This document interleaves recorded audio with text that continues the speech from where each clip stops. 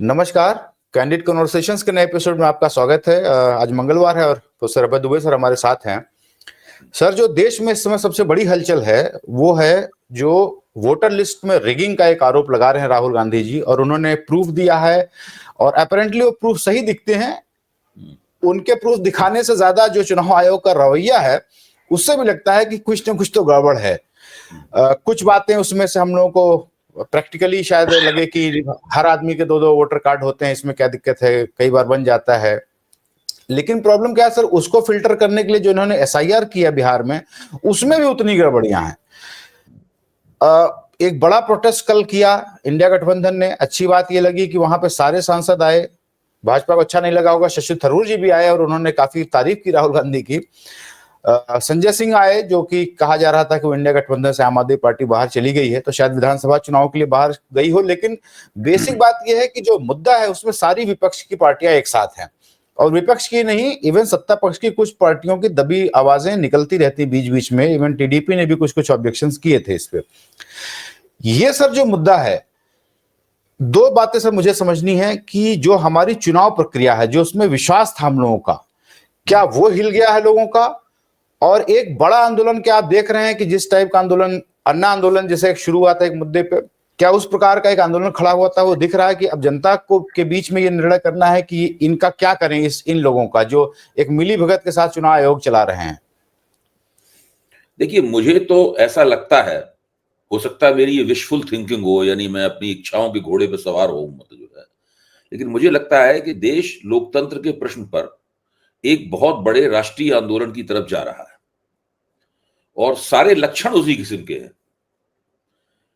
और उसकी वजह है कि जब जिनके खिलाफ आप आवाज उठा रहे हैं, सवाल उठा रहे हैं, अगर वो अड़ियल रवैया अख्तियार कर लेते हैं, तो इसका मतलब है कि वो किसी बड़ी डिजाइन में है, वो किसी बड़े चक्कर में है, कोई बड़ा लक्ष्य वेदना चाहते हैं, मतलब तो उन्हें रोकने के लिए एक बड़ा आंदोलन डिजाइन करना पड़ता है। तो कल राहुल गांधी ने दिखा दिया कि वो एक बड़ा आंदोलन डिजाइन करने के मूड में है और उसकी डिजाइन भी निकलकर सामने आ गई है।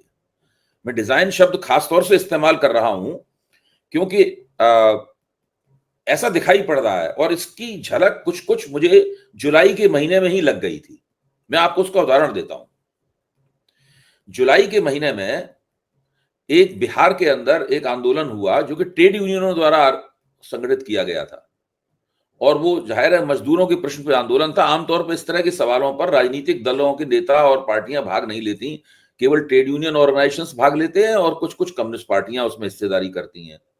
लेकिन उस आंदोलन में क्या हुआ, उस ट्रेड यूनियन प्रश्न को इन सब लोगों ने मिलकर वोटबंदी, वोट चोरी से जोड़ दिया, और राहुल गांधी दिल्ली से वहां गए उस आंदोलन में भाग लेने के लिए।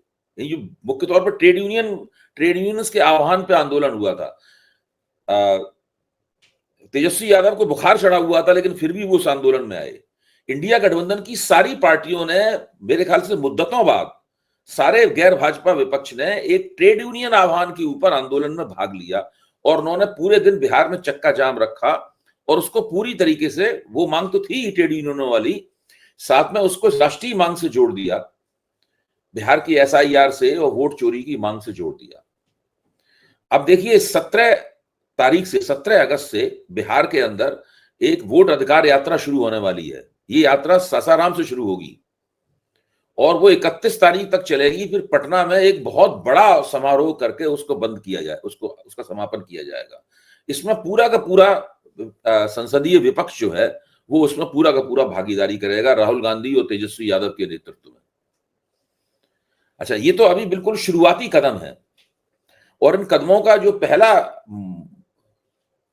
जो मुजाहिरा हुआ है वो दिल्ली में हुआ है। अब आप देखिए, संसद के मकर द्वार पर विपक्ष के 300 सांसद जमा हुए। बहुत बड़ी संख्या है 300 सांसदों की,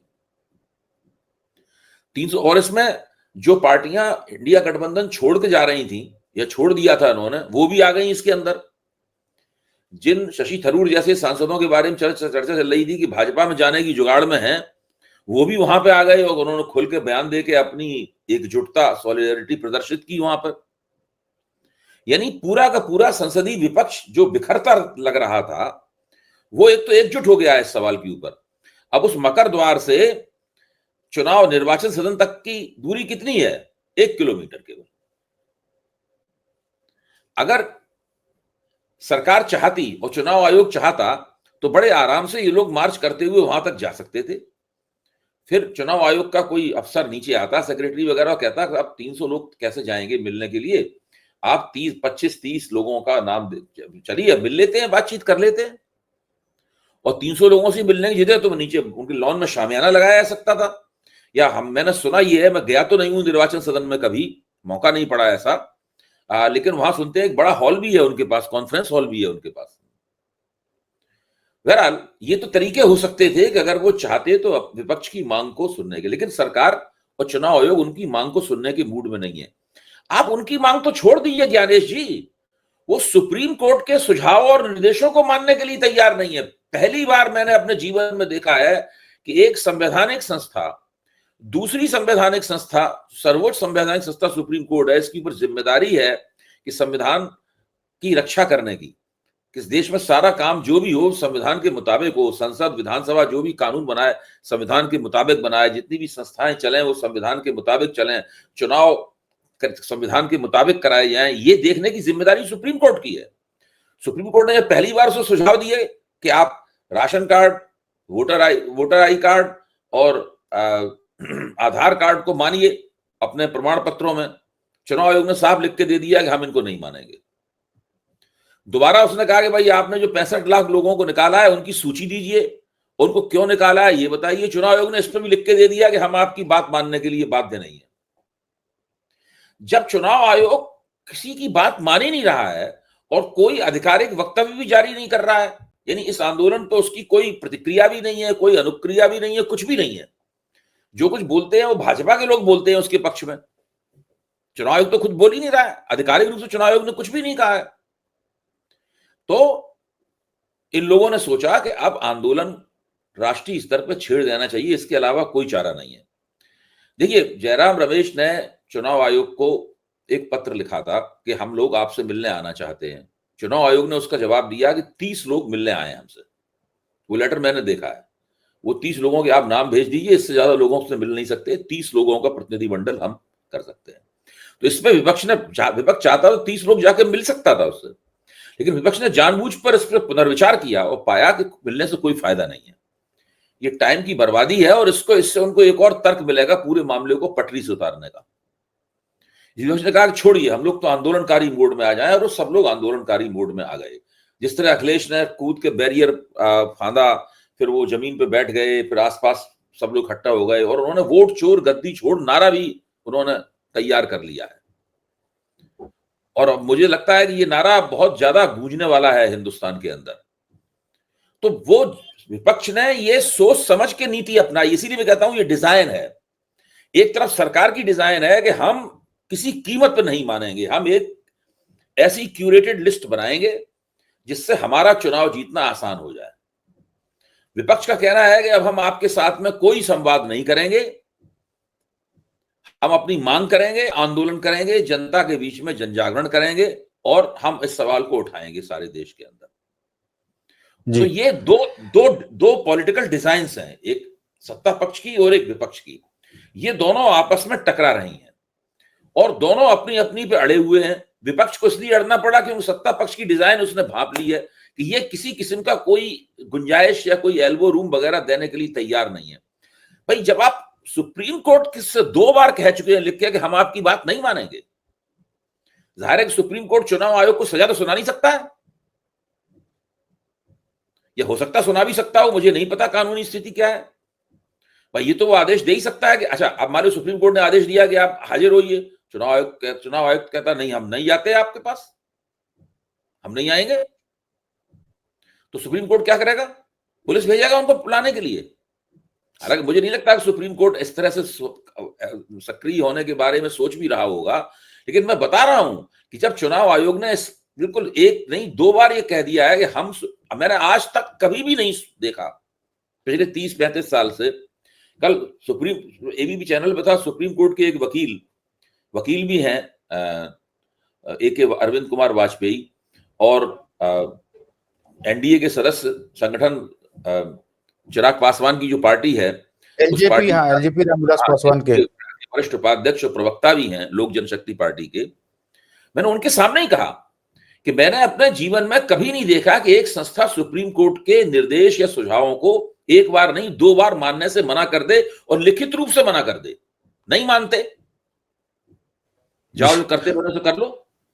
तो ऐसी स्थिति में उसके खिलाफ आंदोलन का कोई चारा कैसे रह जाता है? आंदोलन के अलावा और कोई चारा क्या रह जाता है? अब आप कहते रहिए विपक्ष से विपक्ष अपनी राजनीतिक गोटी लाल करना चाहता है। भाई, राजनेता राजनीति करेगा और क्या करेगा? राजनेता भजन थोड़ी ना करेगा। सवाल यह है कि उसकी राजनीति का तर्क, उसके पीछे तर्क क्या है, मजबूरी क्या है, क्यों वो राजनीति कर रहा है। तो जी, इस वक्त देश हमारा लोकतंत्र, हमारा गणतंत्र एक दोराहे पे खड़ा हुआ है। इसमें या तो लोकतंत्र नीचे जाएगा, पूरी तरह से रसातल में जाएगा, या ऊपर जाके सूरज की तरह चमकेगा। क्योंकि अगर इस डिजाइन को परास्त कर दिया गया तो हमारा लोकतंत्र सूरज की तरह चमकेगा। और इसके अंदर अभी अभी आप बातचीत हम लोग करेंगे, इसके अंदर और भी बहुत सी पेचीदगियां हैं। तो जी, विपक्ष आंदोलन करने के लिए न केवल मजबूर है, उसने मजबूरी अपनी समझी, अब वो कटिबद्ध हो गया है और आंदोलन चालू है। समय समय पर इस आंदोलन की विभिन्न अभिव्यक्तियां हम लोगों के सामने आती रहेंगी। जी। मैं सर ये कह रहा था कि जैसे चुनाव में जब आप देखिए, हम लोग भी ग्राउंड पे बहुत घूमते हैं, एक फील मिलता है कि इस बार हवा किसकी तरफ है। एग्जैक्ट वोट तो नहीं कोई कर सकता, लेकिन एक फील मिलता है। और जो जैसे उन्होंने एक सैंपलिंग की कि महादेवापुरा में जो राहुल गांधी ने किया, वो शायद ये अनयूजुअल बात है कि बगल की 4-5 कॉन्स्टिट्यूएंसी, असेंबली कॉन्स्टिट्यूएंसीज में कांग्रेस जीत रही हो और एक बीच की कॉन्स्टिट्यूएंसी जो बड़ी कॉन्स्टिट्यूएंसी, वहां भाजपा इतनी लीड ले रही हो। जो सर आपने अखिलेश यादव के बारे में कहा, आपको याद हो सर, तो ये ओरिजिनली अखिलेश यादव ने ये बात उठाई थी कि वोटर रोल में कुछ गड़बड़ी हो रही है। चूंकि प्रमाण किसी के पास नहीं था तो कोई क्या बोलता और क्या मानता। चूंकि कांग्रेस के पास शायद संसाधन है, उनके पास सरकार थी, तो ये रिसर्च कर पाए एक सैंपल करके महादेवपुरा का। लेकिन जो अखिलेश यादव ने कल किया, उनकी उसके लिए उनकी तारीफ की जानी चाहिए। वो एक बहुत ही बड़ा कदम था, उसकी उनकी प्रशंसा हो रही है देश से लेकर विदेश तक। लेकिन सर जो मैं पूछना चाह रहा हूं कि एक बात तो यह है कि एक वोटर रोल में वोट बढ़ाए जा रहे हैं, कुछ काटे जा रहे हैं, कुछ बढ़ाए जा रहे हैं, उसकी एक वो क्यूरेटेड लिस्ट जो आप कहते हैं वो एक बनाई जा रही है। अब दूसरा सवाल यह है सर कि इस वोट को ईवीएम में कैसे ला रहे हैं। जैसे जो एक सैंपल दिखाया था राहुल गांधी ने शकुन रानी का, वो ये कहते हैं कि दोनों वोटर रोल पर टिक किया गया है और वो पोलिंग एजेंट ने टिक किया है उस पर। शकुन रानी कहती है कि मैंने तो एक ही जगह वोट किया था, तो इसका मतलब एक दूसरा वोट फर्जी डाला गया है अगर वो दोनों टिक सही है तो। अगर ये कैसे हो रहा है कि उस वोट को ईवीएम तक कैसे पहुंचाया जा रहा है। इसके लिए बहुत बड़े लेवल पे जो वहां पे बैठा हुआ जो वोट डलवा रहा है अधिकारी कर्मचारी, या तो वो शामिल है या इसमें कुछ और तकनीक है कि उस वोट को ईवीएम तक कैसे लाया जा रहा है, जिसको कि कहते हैं कि शाम के बाद या अगले दिन या 8-10 दिन के बाद जो 8-10% वोट बढ़ जाते हैं, जब तक उसका प्रमाण नहीं लाएंगे इंडिया गठबंधन वाले, तब तक ये कैसे प्रूव होगा कि वोटर लिस्ट में बढ़े हुए वोट ईवीएम में आ रहे हैं।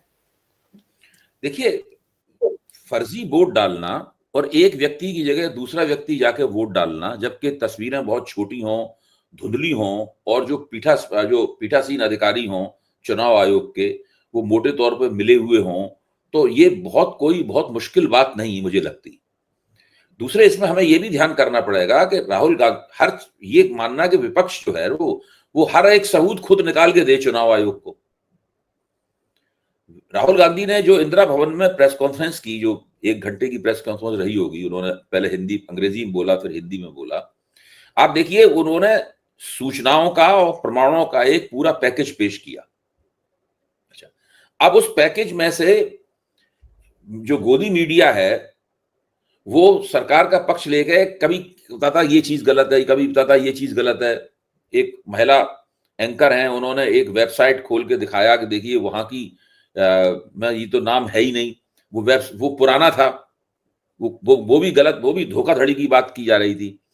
फिर एक पते पर बहुत से लोग रहते हैं, बहुत से लोगों के वो हैं, उसमें पत्रकार लोग ढूंढते हुए उन पतों पे गए, तो उन्होंने वास्तव में पाया कि एक ने पाया कि वो भाजपा कार्यकर्ता का ही घर है वो। अच्छा, दूसरी तरफ अब आज अखबार में एक लेख छपा है एक वरिष्ठ, तथाकथित रूप से वरिष्ठ पत्रकार का, कि ये तो बहुत पुरानी परिघटना है, पुराना फिनोमेना है कि एक एक पते पे बहुत सारे लोग वोट के लिए दर्ज होना, और झुग्गी झोपड़ियों में ऐसे बहुत से क्लस्टर होते हैं, ये सब होता रहता है, इसमें क्या बात है, इसमें इतनी परेशानी की बात क्या है। फिर एक तर्क ये दिया जा रहा है कि अगर सरकार, ये राजदीप सरदेसाई का तर्क है, सुन के मुझे बड़ा अफसोस हुआ, कि अगर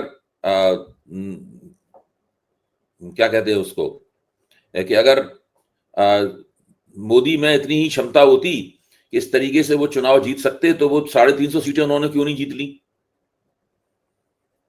नहीं, उसका जवाब है सर मेरे पास, उसका नहीं, जवाब तो मेरे पास है। हम सबके पास जवाब है, वो मैं नहीं कह रहा हूं। मैं कह रहा हूं कि इन विपक्ष के जो इल्जाम हैं, विपक्ष ने जो मुद्दा उठाया है, उस मुद्दे को पटरी से उतारने के लिए तरह तरह के हथकंडे इस्तेमाल किए जा रहे हैं।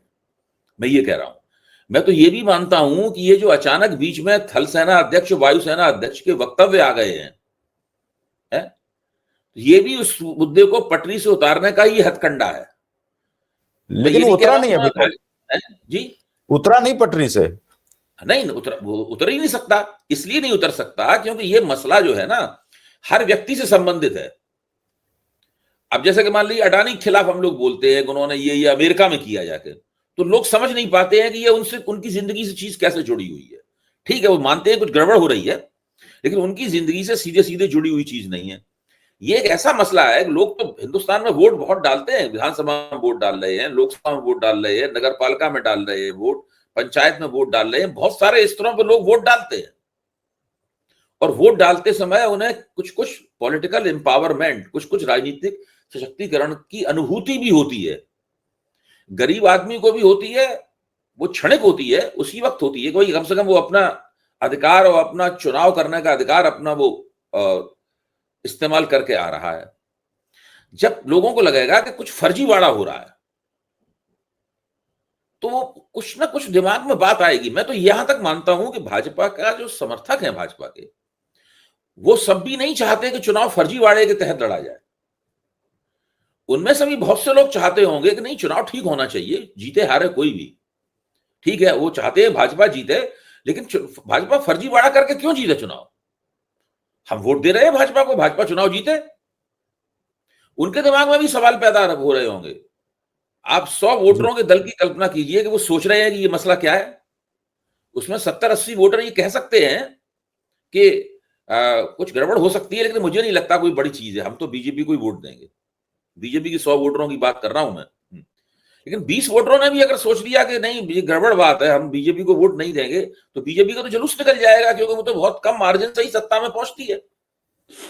तो एक रास्ता सर ये है कि चुनाव आयोग बिल्कुल ईमानदारी से कहे कि ठीक है, आपने जो मुद्दे उठाए हैं हम उसकी जांच करते हैं, जो भी गड़बड़ियां हम उसको ठीक करेंगे, और जो भी तरीके हो सकते हैं सबका सुझाव लेकर के हम इसको ठीक करते हैं। दूसरा ये है कि जिस तरीके का भी जो लॉजिक दी जा रही है कि एफिडेविट दे दीजिए, वो पप्पा कसम खाओ मम्मी कसम खाओ टाइप का लॉजिक है कि एफिडेविट दे दीजिए, लेकिन सर क्या संभावना ही नहीं लगती कि अब यहां से एक नई तानाशाही शुरू हो कि सबका दमन किया जाए, सबको कैसे भी करके अब इस प्रक्रिया को कम से कम ना। बिल्कुल हो सकता है। जब धर्मेंद्र प्रधान ये कह रहे हैं कि संविधान और लोक चुनाव आयोग को नष्ट करने वालों के सरगना है राहुल गांधी, वो ये कह रहे हैं।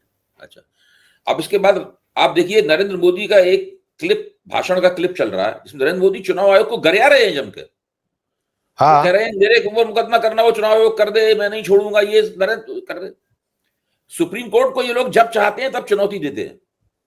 चुनाव आयोग को एक जमाने में ये लोग चुनौती देते रहे हैं, संविधान को न मानने के दावे करते रहे हैं। ये लोग जो है, ये वो लोग हैं जिन्होंने यही सब करके सत्ता प्राप्त की है। इन्होंने सुप्रीम कोर्ट को ठेंगा दिखा के सत्ता प्राप्त की है, चुनाव आयोग को ठेंगा दिखा के सत्ता प्राप्त की है, संविधान को ठेंगा दिखा के इन लोगों ने सत्ता प्राप्त की है। और अब ये इनके सब बहुत बड़े पैरोकार बन गए हैं। सुप्रीम कोर्ट संविधान के और चुनाव आयोग के बहुत बड़े रक्षक और पैरोकार बन गए हैं। अब वो संवैधानिक संस्थाओं की रक्षा करने में लगे हुए हैं, और संवैधानिक संस्थाओं का बचाव करने का ठेका ले लिया है इन लोगों ने। और किनसे बचाव कर रहे हैं? उस विपक्ष से जिसके बिना लोकतंत्र अधूरा है। मतलब ऐसा नहीं है कि कोई दूसरी कोई ताकत है जो कि संविधान को नष्ट करना चाहती है। विपक्ष, संसदीय विपक्ष जो चुनकर आया है, उसके खिलाफ बचाव करने का इन लोगों ने ठेका ले लिया है। देखिए, अगर ये दमन करेंगे इन आंदोलनों का, तो भारत की हालत जो मैं नहीं चाहता कि कभी हो, बांग्लादेश जैसी हो जाएगी। दमन से क्या होगा कि कुछ दिन तक हो सकता है कुछ खामोश करने लोगों को, लेकिन उससे अंदर बहुत नाराजगी पकेगी। अब इमरजेंसी लगा दी थी इंदिरा गांधी ने, इमरजेंसी लगा दी थी इंदिरा गांधी ने, सब लोग घरों में चुप बैठ गए थे, कोई जेल नहीं जाना चाहता था, केवल नेताओं और पत्रकारों को जेल में भर दिया था, बाकी जनता तो जेल में नहीं गई थी। लेकिन पूरे उत्तर भारत में कितनी नाराजगी थी इंदिरा गांधी के खिलाफ कि पूरे उत्तर प्रदेश और बिहार में 0 सीट मिली थी कांग्रेस को जी। 54 सीट बिहार में हार गई थी कांग्रेस, और 84 सीट जो है वो यूपी उत्तर में। प्रदेश में हार गई थी। जी 138 सीटें उत्तर प्रदेश और बिहार में कांग्रेस हार गई थी, इसीलिए उसको उसको सत्ता से बाहर चला जाना पड़ा। कितनी नाराजगी रही होगी लोगों में। और जो विपक्ष के लोग जीते थे वो छोटे मोटे वोटों से नहीं जीते थे, वोट ही नहीं मिल रहा था कांग्रेस को चुनाव में। तो मैं ये कहना चाहता हूं कि ये जो दमन, ठीक है, दमन सरकार कर सकती है, सरकार के पास इस तरह की शक्ति है दमन करने की, और बहुत सारे वो संविधान और कानून के नाम पे दमन करेगी, लेकिन इससे बहुत नुकसान इनका बहुत होगा। और जब सरकार दमन करेगी तो इनके जो घटक दल हैं उनके अंदर भी सवाल उठाएंगे। खुद देखिए, जब भाजपा के अंदर सवाल उठाएंगे, जिस वक्त कांग्रेस इमरजेंसी में इंदिरा गांधी दमन कर रही थी, तो हेमवती नंदन भगोड़ा के दिमाग में सवाल उठ रहा था, नहीं उठ रहा था? जगजीवन राम के मन में सवाल उठ रहा था, नहीं उठ रहा था? तो उन लोगों ने एक दिन छोड़ दिया, मौका पड़ते ही कांग्रेस फॉर डेमोक्रेसी CFD बना ली, और वो गैर भाजपा गैर कांग्रेस विपक्ष के साथ मिल गई। ये तो इतिहास हमारे सामने है। तो कोई नहीं जानता कि दमन के परिणाम क्या होंगे। दमन का फौरी परिणाम ये होता है कि लोगों की आवाज दब जाती है, और दूरगामी परिणाम ये होता है कि फिर वो सत्ता, या तो फिर आप लगातार तानाशाही जारी रखें, तो सत्ता उखाड़ दी जाती है, जो जैसे इमरजेंसी में हुआ। इनकी सत्ता बहुत बुरी तरह उखड़ेगी। इंदिरा गांधी तो वापस आ गई थी, ये वापस भी नहीं आ पाएंगे कभी। जी जब हम लोग ये रिकॉर्ड कर रहे हैं तो अभी SIR, बिहार वाले SIR पे सुनवाई चल रही है सुप्रीम कोर्ट में, तो उस पर क्या निर्णय आता है। बहुत सारे लोगों को उम्मीदें नहीं है सुप्रीम कोर्ट से बहुत, क्योंकि वहां पे जस्टिस सूर्यकांत है, लेकिन मुझे उम्मीद है जस्टिस सूर्यकांत से कि वो न्याय करेंगे। तो उसकी बात, जो भी निर्णय आएगा हम लोग अपने एपिसोड में करेंगे। लेकिन सर मुझे एक बात पूछनी है, जगदीप धनखड़ जी 21 जुलाई को आखिरी बार देखे गए थे इस देश में। जिस दिन उन्होंने इस्तीफा दिया है उस दिन से उनका कोई अता पता है नहीं, और सही बात यह है कि उनको किसी ने नहीं देखा उसके बाद से। वो कब उन्होंने मकान खाली किया, कहाँ गए। कपिल सिब्बल ने एक बात उठाई, फिर संजय राउत ने कल एक चिट्ठी लिखी है गृह मंत्री को कि भाई कि उनका आप हालचाल बताइए, वो कहाँ हैं, वो ठीक हैं, वो स्वस्थ हैं, सुरक्षित हैं। अमित शाह जी की पृष्ठभूमि को देख करके कई लोगों को अमित शाह जी पे भी शक होता है। लेकिन मुझे ऐसा लगता है कि जो गलती उन्होंने सतपाल मलिक के साथ की थी, कि सतपाल मलिक को उन्होंने छोड़ा बाहर और वहां से निकल करके आए, उन्होंने बहुत सही अंदर की बातें बताई कि क्या क्या उन्होंने मोदी जी से बात किया था पुलवामा अटैक के समय। क्या आपको लगता है कि वो गलती नहीं करेंगे धनखड़ जी के साथ? क्योंकि धनखड़ जी भी उस टाइप के जीव है नहीं कि चुप बैठ जाए, उनको बोलना तो पड़ेगा। देखिए, ये सब ये जो सतपाल मलिक के किरदार में और जगदीप धनखड़ के किरदार में फर्क है। उन दोनों में एक ही समानता है। सतपाल मलिक ने भी तब तक मलाई खाई जब तक कि सरकार ने उन्हें मलाई खिलाई, बाद में वो विद्रोही हो गए। लेकिन जब तक उन्हें उम्मीद रही कि कुछ मिल सकता है, तब तक वो कुछ नहीं बोले। और जो नरेंद्र मोदी ने उनको करने के लिए कहा उन्होंने किया। नरेंद्र मोदी ने धारा 370 हटाने में उनके हाथ से ही हटवाई धारा 370। नरेंद्र मोदी ने पुलवामा में कहा चुप रहो, तो चुप हो गए। बाद में उन्होंने भंडा फोड़े। पहले अगर लगातार उनको गवर्नर या किसी बड़े पद पर बनाए रखा जाता तो वो कुछ ना बोलते, पहली बात तो ये है। लेकिन उनमें इतनी हिम्मत थी कि जब उन्होंने तय कर लिया, फिर वो खुल के सरकार के खिलाफ बोले, फिर उन्होंने किसी की परवाह नहीं की। धनखड़ साहब का किरदार अलग है। धनखड़ साहब तो बहुत जिसे उनके पुराने मित्र कहते हैं कि वो बड़े एडजस्टिंग नेचर के हैं। ये मोहन प्रकाश जी का शब्द है। मोहन प्रकाश जी ने अभी टीवी मेरे साथ चर्चा करते हुए कहा कि मैं धनखड़ साहब को जानता हूं, बड़े एडजस्टिंग नेचर के शब्द हैं। आपके सामने रहेंगे तो सिर्फ आपके मुंह पे आपकी प्रशंसा ही करेंगे, मीठा बोलते हैं, और ये उन्होंने कहा।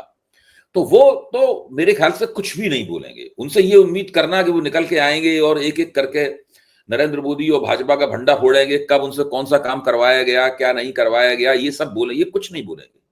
वो बिल्कुल चुप रहेंगे और उसी चक्कर में कोशिश करते रहेंगे फिर से उन्हें राजनीति में कुछ लाभ मिलने का मौका मिले, है कि नहीं? वो तो ये है। इसीलिए मैं ये मानता हूं कि जगदीप धनखड़ कोई बड़ा रिवोल्ट नहीं कर रहे थे सरकार के खिलाफ। जो नैरेटिव चलाया गया कि उनको हटाया इसलिए गया क्योंकि वो उन्होंने इनके खिलाफ राज्यसभा में विद्रोह का बीड़ा उठा लिया था, ये सब कुछ नहीं है। कोई और मसला है जिसकी वजह से उनको हटाया गया है, वो मसला हम लोगों को पता नहीं है। अगर हम लोगों को पता लग जाए, जब वो मसला पता लगेगा कि उपराष्ट्रपति को इस तरह क्यों हटाया गया और क्यों उन्हें अंडरग्राउंड अदृश्य कर दिया गया, मैं अंडरग्राउंड तो नहीं कहूंगा, उन्हें अदृश्य कर दिया गया, क्या डर है जिसकी वजह से वो बिल्कुल चुप हैं और गायब हैं, मतलब सीन से पूरी तरह लापता हैं। ये धीरे धीरे करके बात खुलेगी, कोई अच्छा पत्रकार या कोई ना कोई बात, ये भी चीज देर तक नहीं रहेगी ऐसी, ये भी निकल के आएगी। देखिए, जैसे मैंने कई बार कहा, आपकी सरकार लगातार प्रबंधन करती रहती है हर चीज का। अब आप देखिए, जैसे ही राहुल गांधी ने वहां पे इंदिरा भवन में प्रेस कॉन्फ्रेंस की, पहले से इन्हें पता था कि ये होगा, तो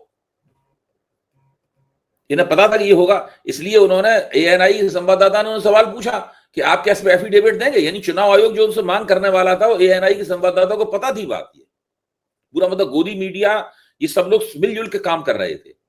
वैसे ही चुनाव आयोग ने उनसे एफिडेविट मांग लिया। एफिडेविट मांगा, किस धारा मांगा? 23B में एफिडेविट मांगा। एफिडेविट मांगना भी एक लीगल एक्ट है? तो आपने 23B में उनसे एफिडेविट मांगा। 23B तो इस परिस्थिति में लागू ही नहीं होती। इसको पूर्व चुनाव आयुक्त ओपी रावत ने स्पष्ट कर दिया। लोकसभा के जो जनरल सेक्रेटरी जनरल रहे हैं, उन्होंने भी, स्नेहलता जी नहीं है, उन्होंने भी इसको लागू कर दिया। विधानसभा के सेक्रेटरी जनरल रहे हैं आचार्य जी, उन्होंने भी इसको स्पष्ट कर दिया कि ये 23B जब वोटर लिस्ट ड्राफ्टिंग की स्टेज में होती है, जैसा बिहार में ये लागू हो सकती है। बिहार में जब जो वोटर लिस्ट के सवाल पर विवाद चल रहा है, वहां पर ये लागू है? लेकिन इसके तहत तो जांच ही नहीं हो सकती है। उसके लिए भी सर लिमिट है शायद कि 15 लोगों का ही है। उदयवीर सिंह ने एक बड़ा जबरदस्त तर्क दिया, वो मैं दोहराना चाहता हूं। उन्होंने कहा ये भी चुनाव आयोग का इसमें भी हथकंडा है। जैसे कि वो इनसे कह रहा है कि आप एफिडेविट दीजिए। अगर राहुल गांधी ने 23B के तहत एफिडेविट दे दिया तो उसके अंदर चुनाव आयोग कहेगा कि अब तो जांच ही नहीं हो सकती इसके खिलाफ, क्योंकि 23B के तहत जांच हो ही नहीं सकती है। फिर इन्हीं के ऊपर उल्टी बात कर देगा वो। तो इसके अंदर बहुत सारे दांव पेच चल रहे हैं इसमें लगातार, और इन दांव पेचों से निपटने का सबसे अच्छा तरीका यह है कि आप आंदोलन की राह पर चले जाएं। आप कानूनी रास्ता अपनाने की बजाय राजनीतिक रास्ता अपनाएं। जब आप राजनीतिक रास्ता अपनाएंगे तो उसके बाद ये कानूनी दांव पेच केवल एक तकनीकी महत्व रह जाता है उनका, व्यवहारिक महत्व। लेकिन जब आप कानून के उसमें फंसे रहते हैं ना, तो फिर उसमें हर चीज में मीम मेघ निकालना, बाल की खाली सब चलती रहती है। विपक्ष ने कहा नहीं, हम इस अभी चक्कर में पड़ने वाले नहीं है, हम आंदोलन करेंगे ताकि सरकार के खिलाफ जो एक नेचुरल एंटी इनकम्बेंसी बनती है, उस नेचुरल एंटी इनकम्बेंसी को एक बूस्ट मिले जबरदस्त, और वो बूस्ट उनको हर चुनाव में फायदा पहुंचाएगा, और लोकसभा चुनाव में तो बहुत फायदा पहुंचाएगा। लोकसभा चुनाव अभी बहुत दूर है, अभी 4 साल दूर है लोकसभा चुनाव, 3.25 साल दूर है लोकसभा चुनाव।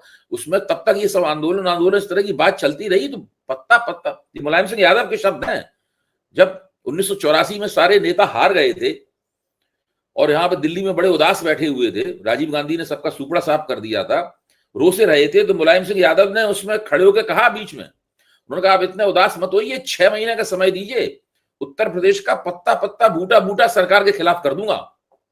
और वो उन्होंने किया भी, मुलायम सिंह यादव ने। तो मैं यही कहता हूं, उन्हीं की भाषा का इस्तेमाल करते हुए कहता हूं कि पत्ता बूटा इस सरकार के खिलाफ हो जाएगा, कोई प्रबंधन फिर काम नहीं देगा। जी सर, एक आखिरी सवाल मैं जल्दी से कर लूं, वो आम आदमी पार्टी के भविष्य को लेकर के मुझे बात करनी है।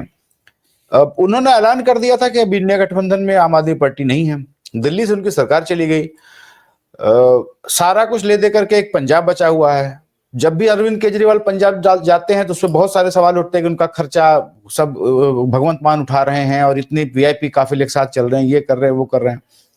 क्या आपको ऐसा लगता है कि ये वाइज डिसीजन था कि अभी से ही पल्ला झाड़ लेना इंडिया गठबंधन से, या बेहतर होता है कि कांग्रेस के साथ मिल करके गुजरात लड़ते, कम से कम पार्टी बची रहती, कुछ और एक स्टेट में कुछ 2-4 एमएलए हो जाते तो शायद बेहतर होता, या अभी वो ठीक रास्ते पे है? आपको क्या लगता है? भाई इसमें मैं कुछ कह नहीं सकता। वो विधानसभा चुनाव में कांग्रेस के साथ में गठबंधन करने की बजाय या कांग्रेस के साथ जोड़ करने की बजाय हर जगह मुझे लगता है कि वो कांग्रेस के खिलाफ लड़ना चाहते हैं। ऐसा ऐसा मुझे उनके इरादे से लगता है। लेकिन ये एक ऐसा मसला था जिसके अंदर वो इस आंदोलन से बाहर नहीं रह सकते थे। इसलिए संजय सिंह का बयान भी है कि एसआईआर के मुद्दे पर हम विपक्ष के साथ, इंडिया गठबंधन के साथ हैं। अब उनकी राजनीति कैसे आगे बढ़ती है और उसके अंदर क्या, वो अब गुजरात में वो चुनाव लड़ेंगे। पिछली बार वोट बहुत सारा, जो एंटी इनकम्बेंसी का वोट था वो काफी बट गया था उनके वहां चुनाव लड़ने से। और देखिए क्या होता है। अभी उन्हें फोकस उनका दिल्ली पे है भी नहीं बिल्कुल। फोकस उनका पूरी तरह पंजाब के ऊपर है। उनको लगता है कि पंजाब में पहले चुनाव होगा तो पंजाब का चुनाव हाथ से किसी तरह न निकले, उसको हम दोबारा जीत लें। ये संभावना भी उन्हें लग रही है पंजाब के चुनाव में, क्योंकि वहां पर कांग्रेस के पास भी कोई नेता नहीं है और अकाली दल अभी जिस गर्त में उसने अपने आप को गिरा लिया था उससे वो निकल नहीं पाया है। तो और फिर सबसे बड़ी ताकत आम आदमी पार्टी ही रह जाती है, जो एक तरह से बाई डिफॉल्ट चुनाव जीत जाएगी, ऐसा उनको लगता है। तो वो अपनी इस राजनीति को कामयाब करने में लगे हुए हैं। लेकिन वो वोट चोरी के सवाल पर विपक्ष के साथ आए, ये एक सकारात्मक निर्णय है। और इससे ये लगता है कि जैसे जैसे लोकसभा चुनाव नजदीक आएगा विपक्ष की एकता सुदृढ़ होती चली जाएगी। तो सर आज के लिए इतना ही, और एसआईआर पर बहस चल रही है फिलहाल, हम लोग फिर बाकी दूसरे एपिसोड्स में उसको कवर करेंगे। और आज के लिए सर हमसे बात करने के लिए धन्यवाद, और दर्शकों का भी बहुत बहुत धन्यवाद। Thank you so much.